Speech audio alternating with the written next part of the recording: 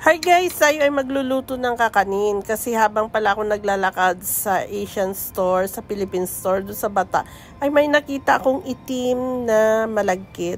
So natakam ako kasi parang ang ganda niya tingnan. So yan, gagawa tayo ng kakanin. Invento ko lang yan. Ewan ko kung anong tawag nyo dyan. Kung tawag nyo biko, bahala na kayo. Okay, meron akong puting malagkit, 1 cup. And itim na malagkit, 1 cup din. So, hinugasan ko nga yan ng 3 beses. Okay, at tinapon ko yung tubig. Kasi para mabawasan yung starch niya. So, ayan guys, tuloy-tuloy lang. At saka, yung ating tubig ay 2 and 1/4 cups. Okay. So, ayan, kumulo na yung ating malagkit at napakaganda ng kanyang kulay. Ang bango pala niya. Tapos yan, may 1 cup akong gata, 1 can yun, at 3 cubes. So, doon ko rin yan binili yung asukal. Maganda yung asukal niya.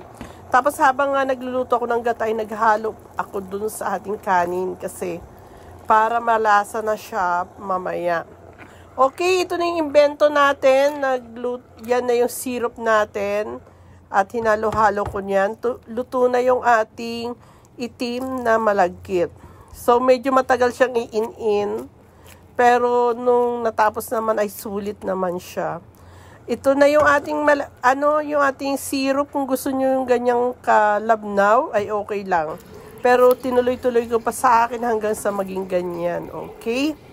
So, hayan na nga, naluto na at ibinuhos ko sa ibabaw nung ating malagkit yung ating syrup.